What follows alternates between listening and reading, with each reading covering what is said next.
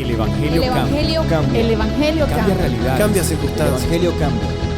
Cambia las vidas. Para bien. Y para siempre. Para siempre. El Evangelio cambia la tristeza. y la convierte en gozo. Cambia las Las familias. comunidades. Está cambiando nuestra nación. El Evangelio Y está cambia. cambiando nuestra nación.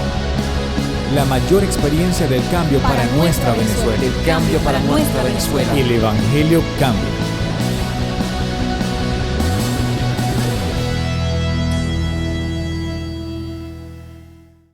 Tema en esta noche: Jesús y la autoridad. Diga conmigo: Jesús y la autoridad. ¿Por qué Jesús y la autoridad? Bueno, porque para mí lo más importante no es lo que dijo fulano, mengano, o este pensador o este intelectual sobre la autoridad. Para mí lo más importante es lo que dijo Jesús sobre la autoridad. Porque Jesús es la imagen misma de la sustancia de lo que es Dios. Así que a mí me interesa mucho saber qué dijo Jesús sobre la autoridad. ¿Qué hizo Jesús? ¿Qué enseñó Jesús sobre autoridad?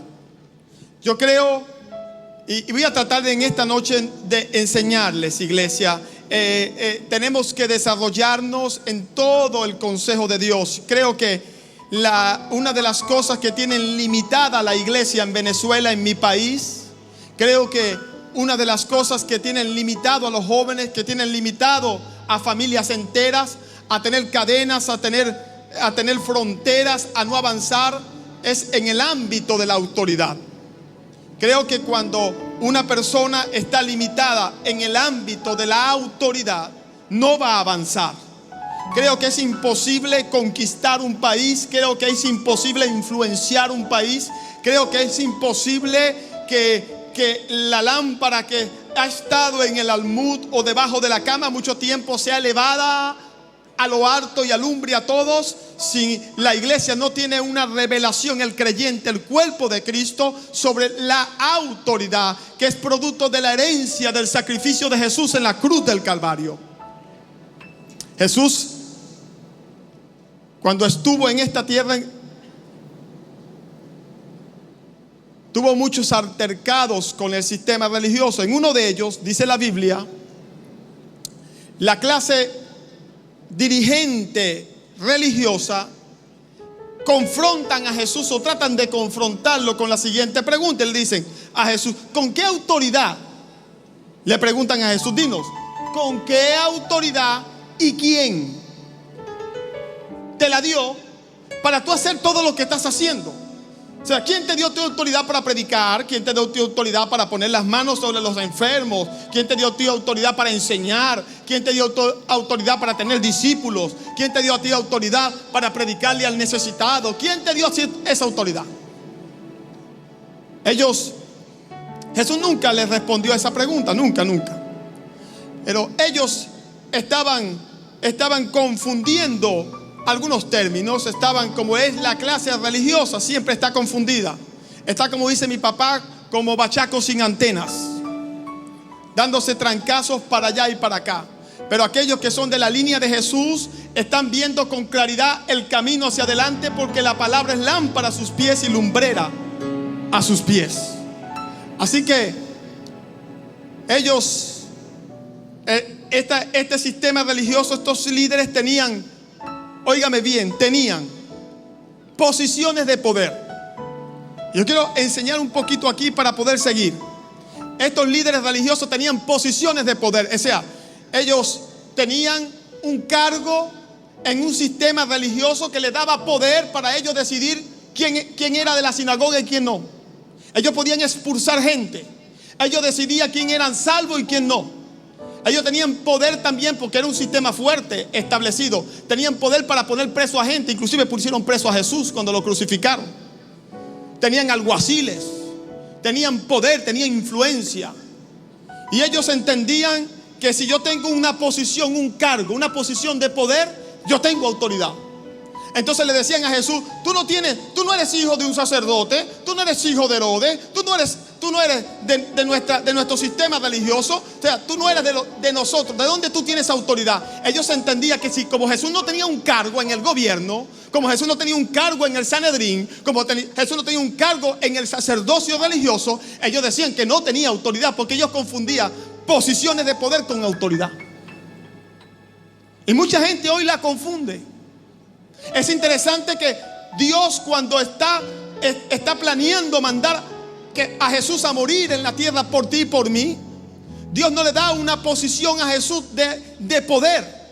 Dios no permite que Jesús naciera, no sé, de Herodes o de algún sacerdote famoso donde Jesús tuviera un cargo de poder. Dios no le da eso a Jesús. Jesús nació en un lugar pobre.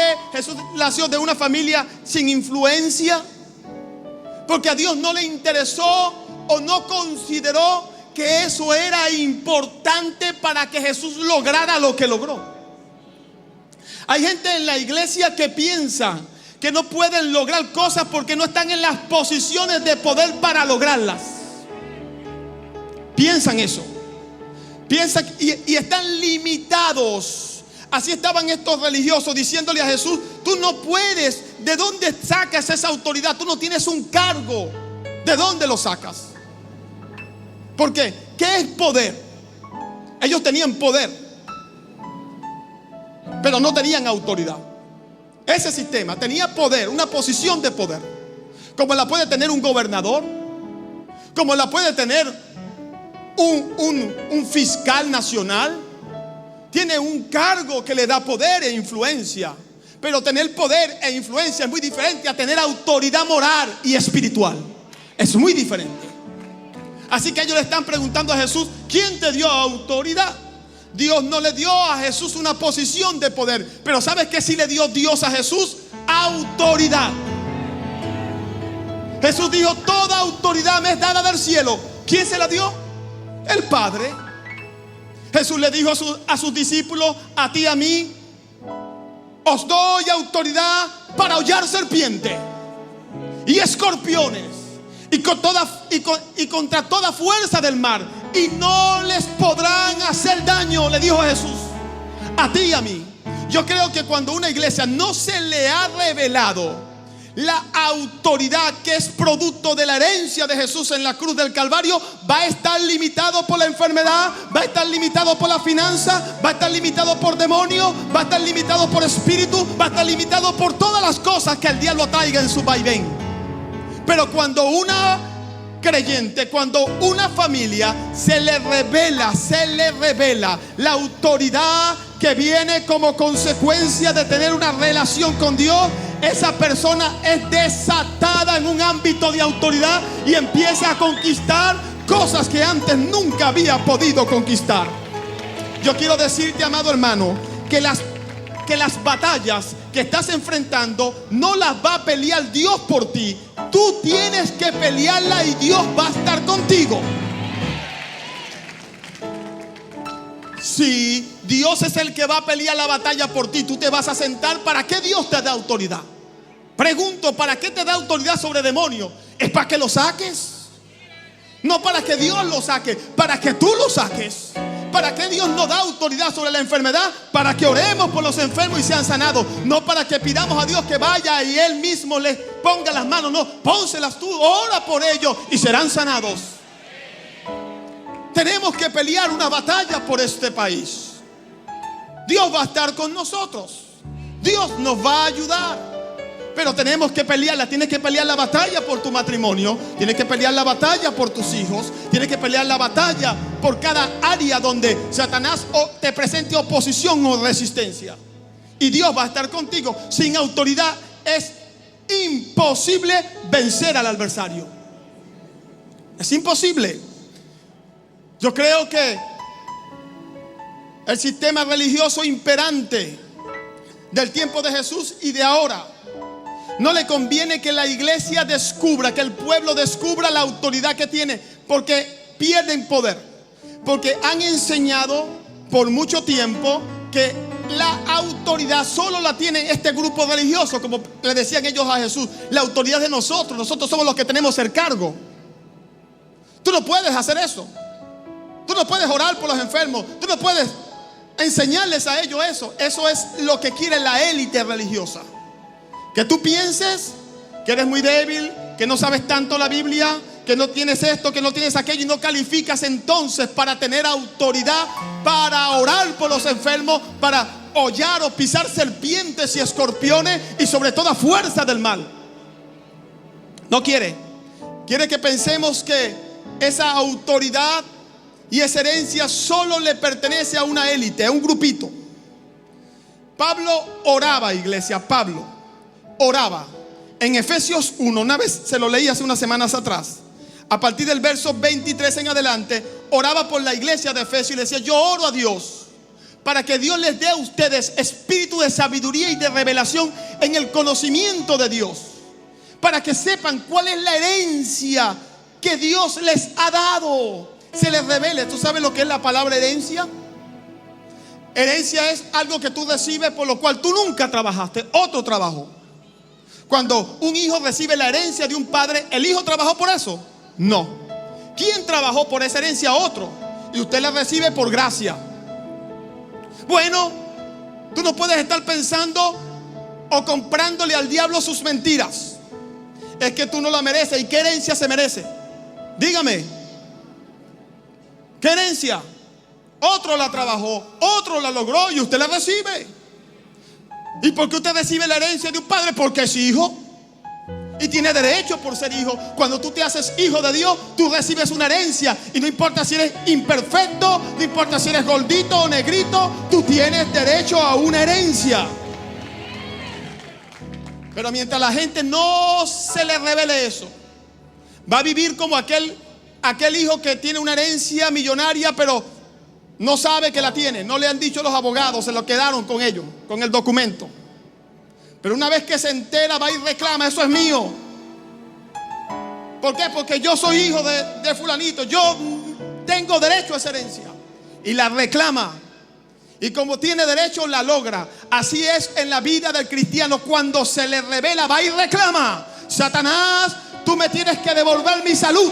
Me la quitaste cuando yo no sabía que yo tenía esa herencia, pero ahora que sé que la tengo, me la devuelve. Eso es mío. Yo he visto a gente en esta iglesia peleando batallas desde una posición de autoridad. He visto a mi esposa orando muchas veces cuando nuestras hijas han estado enfermas o con un diagnóstico un poco negativo, parada en una posición de autoridad. Satanás, eso es una mentira. Satanás, dice la palabra que por las heridas de Jesús hemos sido curados. Mi hija está sana, orando desde una posición de autoridad. No hay nada más poderoso que orar sabiendo tu herencia, orando, gloria a Dios, sabiendo tu poder y lo que puedes lograr a través de la vida de Jesús.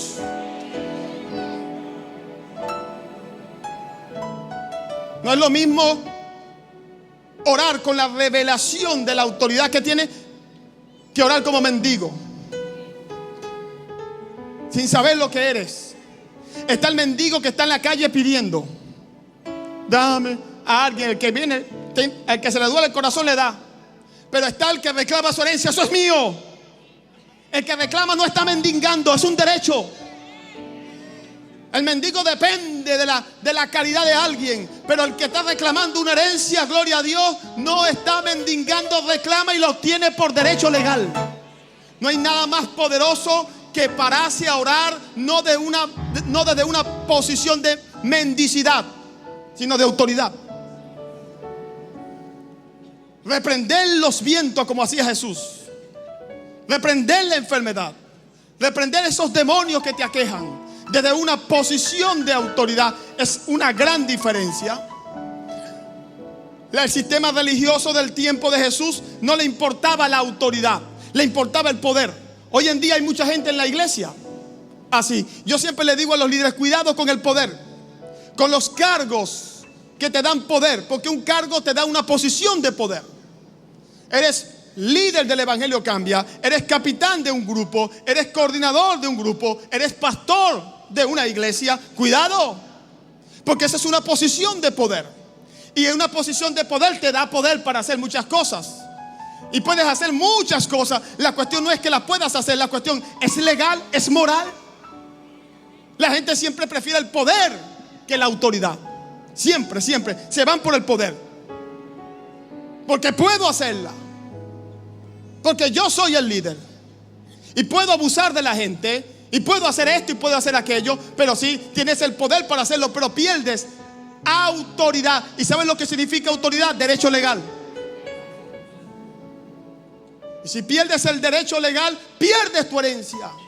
Hay gente en la iglesia que tiene posiciones de poder, pero de hace tiempo perdieron autoridad porque viven su vida sin falta de juicio. No tienen juicio como viven su vida. Pastores abusando de la gente, líderes abusando, líderes con una inmoralidad enorme. Jesús le habló a los discípulos y le dijo estas palabras, iglesia, pongan atención. Los discípulos le dicen a Jesús: Señor, enséñanos a orar. Jesús, antes de enseñarlos a orar, les dijo algo que me llama la atención. Y le dice Jesús: cuando oréis, no seáis como los hipócritas. Oiga, todavía no le está enseñando a orar, pero le está diciendo: oigan discípulos, si ustedes quieren que yo les enseñe a orar, lo primero que les voy a pedir es que no sean como esos religiosos hipócritas. Si van a orar, no oren como ellos. ¿Por qué Jesús les estaba diciendo esto? Jesús califica como intercesor. ¿Sabe por qué Jesús califica como intercesor? No solamente es porque intercede por nosotros, sino porque muriendo en la cruz, derramando su sangre, demostró que ama a aquellos por los cuales intercede. Eso hace que Jesús sea genuino y no hipócrita. Hay mucha gente hipócrita en la iglesia orando. Hay muchas oraciones hipócritas a las cuales Jesús le dijo: yo no quiero gente orando con hipocresía. Yo no quiero oraciones hipócritas. Ay, Jesús, Señor, salva a Venezuela. Que Venezuela se vuelva a Dios y no hacen nada para salvar al país. Jesús les estaba diciendo a los discípulos: cuando oréis, no seáis como los hipócritas. Tú puedes orar como un hipócrita o puedes orar como un hijo con autoridad. Jesús tenía autoridad o tiene autoridad para ser un intercesor porque murió, demostró.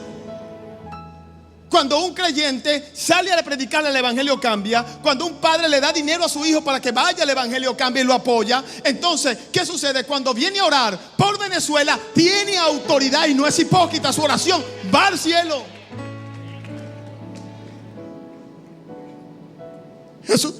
Jesús dice: mi Padre busca verdaderos adoradores.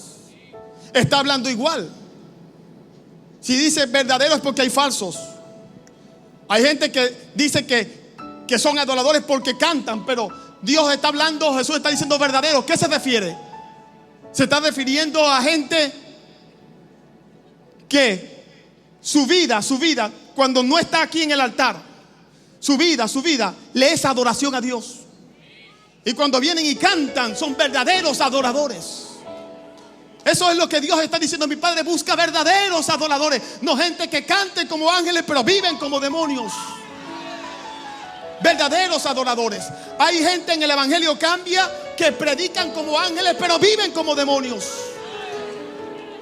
Eso también es hipocresía religiosa. Tener un verborreo para hablar de Jesús en el evangelio cambia, jovencito, para vivir como un demonio. No. El evangelio es cambio para bien y para siempre.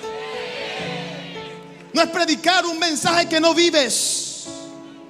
No es predicar un Jesús que no conoces.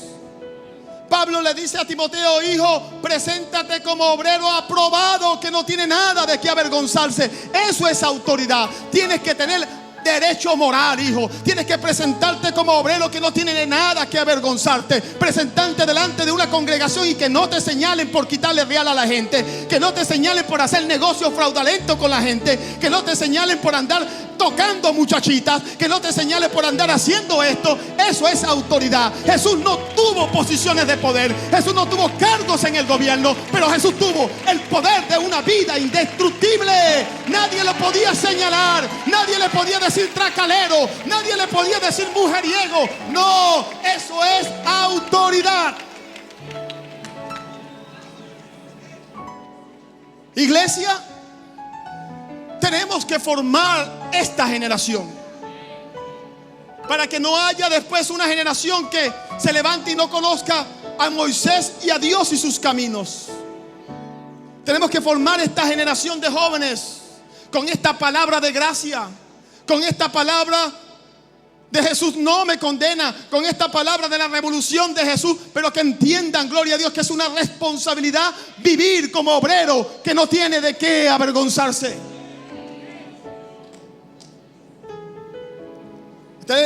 Los mensajes que a algunos no les gustan. ¿Cómo les gusta que hablen de gracia, de poder, pero no les gusta que hablen de sus vidas y de cómo las están viviendo? No, iglesia, no en esta iglesia Maranata. Maranata no va a usar la libertad como libertinaje. No, Señor.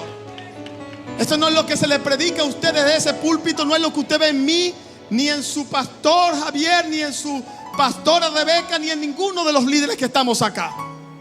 No es así. Vivimos una vida para mostrarles a ustedes que en Jesús todo lo puedo en Cristo que me fortalece. ¿Cuántos dicen amén? Miren lo que sucede con Jesús. Vamos a leer un poco de Biblia. En Marcos capítulo 1, lea conmigo. Jesús anda junto al mar de Galilea. Vio a Simón y Andrés, su hermano, que echaban la red en el mar porque eran pescadores. La gente que era pescador en el tiempo de Jesús es como lo es ahorita. Gente de pueblo, gente sencilla, gente que no es muy estudiada, muy preparada en las universidades, en la élite social, pero son gente bella y sencilla. Eran gente sin conocimiento intelectual, sin conocimiento religioso. Eran pescadores. Jesús los ve y les dijo: venid en pos de mí y haré que seáis pescadores de hombres. O sea, Jesús los llama a un ministerio. Jesús los llama al ministerio de la reconciliación. No al apostolado, no a un doctorado, no, porque ahora todo el mundo quiere ser apóstol, doctor, pero nadie quiere ser pescador de hombres. Y dejando luego sus redes le siguieron. Pasando de allí un poco más adelante vio a Jacobo, hijo de Zebedeo, y a Juan su hermano, también ellos en la barca que remendaban las redes. También eran pescadores y Jesús los llamó.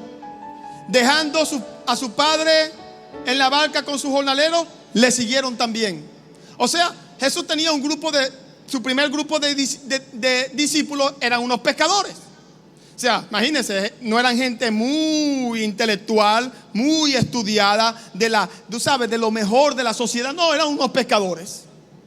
Luego Jesús sigue su ministerio y en el capítulo 2, verso 13, y toda la gente venía a él y les enseñaba.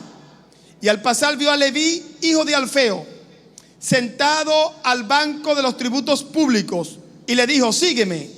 Y levantándose le siguió. Usted ya ha escuchado y sabe, iglesia, porque se le ha enseñado.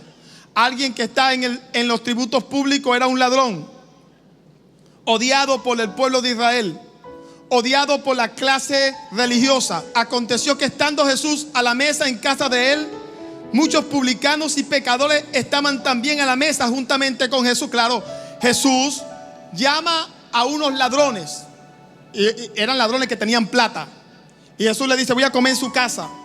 Ellos arman la comilona e invitan a sus amistades. Y las amistades de un ladrón son ladrones. Las amistades de un pecador, ¿cuáles son? Pecadores. Y ahí estaba Jesús en medio de ladrones y pecadores comiendo. Entonces lo ven en el verso 16, dice: y los escribas y los fariseos, viéndole comer con los publicanos y con los pecadores, dijeron a los discípulos: ¿qué es esto que él come y bebe con los publicanos y pecadores?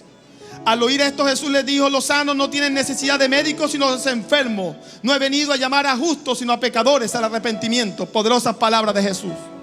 Pero quiero resaltar que Jesús llamó primero a 2 pescadores, después llamó a 2 pescadores más, y después de llamar a 4 pescadores, va y busca a un ladrón y lo invita a ser parte de su equipo ministerial, y el ladrón lo sigue.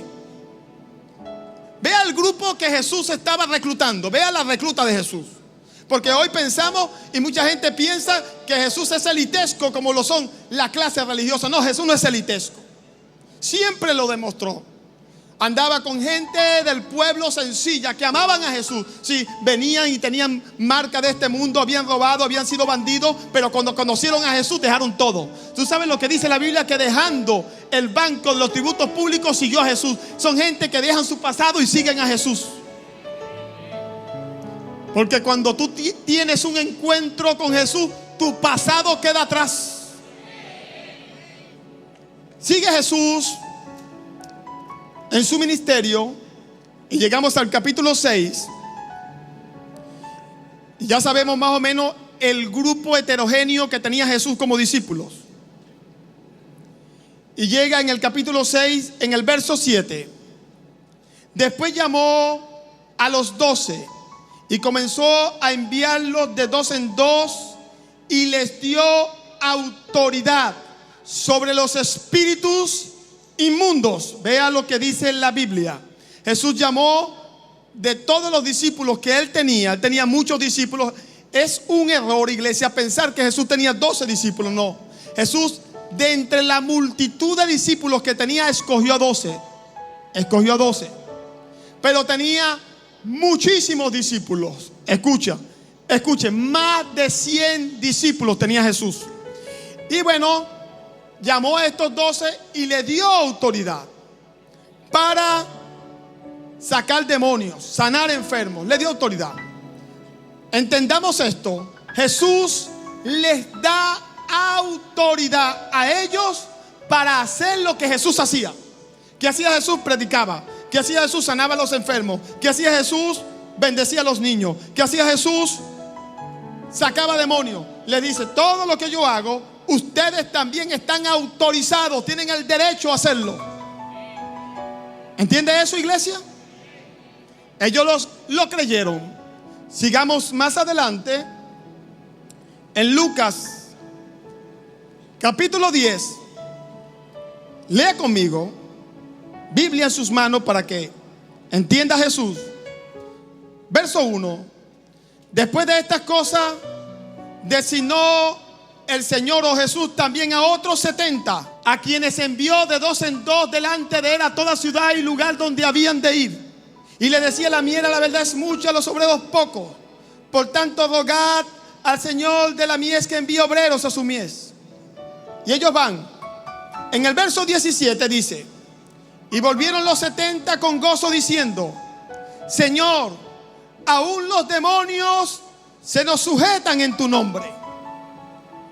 Estos 70 se les reveló y creyeron cuando Jesús les dijo: les doy autoridad sobre todo demonio. Fueron a hacer su trabajo. Donde veían un demoniado, fuera de aquí, demonio. No es como hoy en día: se lo voy a llevar al pastor para que ore por él. Así es hoy en día. Estos creían. ¿Y quiénes eran esos 70? Anónimos, no se saben sus nombres. Eran anónimos de los hombres, pero no del cielo. Era gente común. Ustedes vieron que los discípulos de Jesús habían ladrones. En los discípulos de Jesús habían pescadores, gente sencilla, pero tenían la autoridad de Jesús para hollar serpientes y escorpiones. Tú piensas que no tienes autoridad porque no tienes conocimiento. Tú piensas que no tienes autoridad porque eres nuevo en la iglesia. Tú piensas que no tienes autoridad porque tienes defectos, porque tienes imperfecciones, porque tienes fallas. No, en eso no está basada tu herencia. Tu herencia la logró Jesús en la cruz del Calvario. No la logras tú con tu esfuerzo. Es el esfuerzo de Jesús en la cruz del Calvario el que te da la autoridad. Ellos lo creyeron, estos 70. Creyeron cuando Jesús les dio la autoridad y los mandó, y fueron a sacar demonios. Y llegaron contentos, diciéndole: aún los demonios se nos sujetan en tu nombre. Jesús les dice algunas reflexiones que en otro momento se las explico. Pero en el verso 21, mire lo que dice. En aquella misma hora, en ese momento que ellos le están contando a Jesús los testimonios, Jesús mira, uno por allá le dice: mira, reprendí un demonio y se fue. Otro por allá le cuenta: por allá estaba un cojo, oré por él y se sanó. Otro le cuenta un testimonio de una conversión poderosa de una familia. Estaban contándole testimonios a Jesús de lo que sucede cuando una persona está empoderada, cuando a una persona se le revela el poder de Jesús, se le revela la herencia, se revela que le tiene autoridad y la ejerce. Y habían testimonios producto de eso. Jesús los está escuchando a ellos. Está escuchando a los aguiluchos que ya tienen pluma. hablando de los testimonios. Y dice la Biblia que en aquella misma hora Jesús se regocijó en el Espíritu y dijo. Interesante que Jesús se regocija y algunos líderes se molestan, porque ellos quieren ser los únicos que tienen poder para sacar demonios. Y cuando empiezan a ver que la gente que tienen a su lado están haciendo ese trabajo, los quieren sacar, los quieren apabullar, porque no quieren competencia. Pero aquí estaba Jesús regocijándose. Oh, se alegró en el Espíritu y dijo: te alabo, oh Padre, Señor del cielo y de la tierra, porque se escondiste estas cosas de los sabios y entendidos y las has revelado a los niños.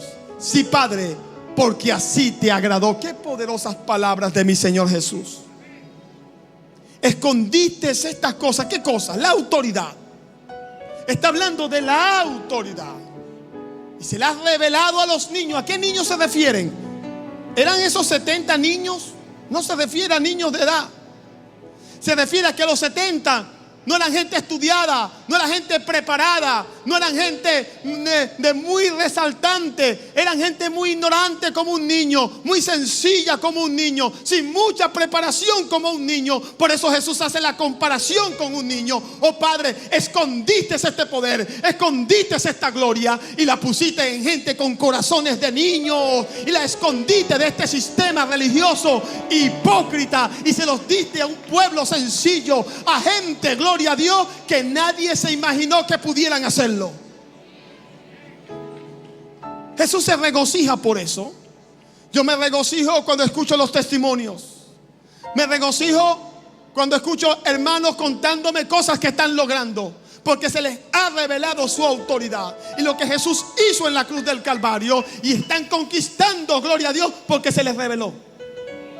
Un hermano me contaba hace un instante y me decía: pastor, ¿usted se acuerda de la prédica de papá del 31 de diciembre? ¿Se acuerdan? La del 31, no, la de la Monumental, que dio unos puntos proféticos, ¿se acuerdan? Entonces, esos puntos proféticos, le habló a la iglesia y le dijo que consejos comunales iban a empezar a buscar a muchos creyentes de esta iglesia que representaran a Jesús. Iban a ser llamados para ser incorporados a ellos, para que les asesoraran y les ayudaran. Y me dice: bueno, eso sucedió en mi equipo del Evangelio Cambia, en mi lugar, en mi comunidad. Fuimos llamados por la Junta Comunal y nos propusieron que nosotros nos encargáramos de la Contraloría, porque estaban cansados de ver lo que sucede ahí, los robos, los pleitos, la manipulación, y no queremos seguir así. Queremos que ahora la gente del Evangelio Cambia, la gente de Jesús, dirijan esta comunidad, dirijan la Contraloría y manejen los recursos. Resultado, los postularon y todo el mundo votó por ellos, y todos los creyentes de esta iglesia y del Evangelio Cambia fueron postulados para ocupar lugares muy importantes dentro de la comunidad, para hacer proyectos. Oiga, iglesia, cuando estos hermanos se les reveló esto, cuando escucharon la palabra y la creyeron. Yo creo esa palabra. Yo creo que nosotros, esa es nuestra herencia: ser cabeza y no ser cola, estar encima y no estar debajo. Yo creo lo que dice Isaías. Están creyendo allí que la iglesia será cabeza de montes, y empezaron a creer y se les reveló. Y cuando entonces llega la gente y le dice: mira, queremos que usted sea, es que yo no sé, es que yo no soy contador, ¿cómo yo voy a ser contralor? Es que yo lo que manejo son 1,000 bolívares al mes, ¿cómo voy a manejar millones? No, no dijeron eso. Ellos dijeron: nosotros somos los hijos de Dios. Claro que sí podemos. Gente sencilla. Jesús se regocijaba cuando escuchaba esos testimonios. ¿Cómo no me voy a regocijar yo cuando escucho que una persona oró por allá y levantó un muerto que yo no he levantado? Oró por un enfermo y se sanó por algo que yo nunca he logrado. Bueno, gloria a Dios. Ese es mi éxito, que ustedes logren cosas mayores que nosotros. Esa es la medida del éxito de un liderazgo. La medida del éxito en que Venezuela va a cambiar. Es imposible que Venezuela cambie si una élite religiosa tiene secuestrada la autoridad. y le enseñan a la gente: no, usted no puede orar, somos nosotros. Usted no puede orar y que los cielos sean abiertos, somos nosotros. ¿Y qué dijo Jesús? Lo que atares, ¿no dijo Jesús eso? Lo que atares será atado, y lo que desates, o sea, tú tienes poder de atar y tienes poder de ¿qué? De desatar. Hay que desatar la bendición sobre Venezuela. Hay que desatar la paz sobre Venezuela. Hay que desatar la paz sobre las dos naciones hermanas que somos. Hay que desatar paz sobre nuestra frontera. Hay que desatar todas estas cosas, y tenemos la autoridad. No que el pastor Bertucci ore. No. Tú y yo tenemos autoridad. Y cuando un pueblo, cuando un país se empodera de esta forma, porque a eso vino Jesús, entonces comienzan a ejercer esa autoridad, como iban estos 70 y 70 por allá. Yo me imagino a Jesús cuando escuchó todo esto, dijo: ay, vine a prender un fuego, ¿y qué si ya está encendido? Claro que estaba encendido. Jesús sabía que si él moría, ya había unos aguiluchos de cientos que iban a predicar con toda autoridad, a hollar serpientes, escorpiones y sobre toda fuerza de Satanás. Esto es lo que incomodaba el sistema. Esto es lo que incomodaba a Satanás. No le incomoda más al diablo es que tú te conviertas en un Bertucci. Si nuestro pastor ha sido una piedra en el zapato y una piedrota para Satanás, ¿usted se imagina 17,000, 15,000 más todas las iglesias que hay? Oh, gloria a Dios, con el mismo espíritu, con la misma forma, con la misma autoridad, predicando, sanando, orando. Cambiamos a Venezuela, iglesia. Y a eso le teme el diablo. Que tú descubras tu herencia, que tú descubras que tú puedes orar por los enfermos y ser sanado, que tú puedes reprender esa atadura y tiene que desatarse.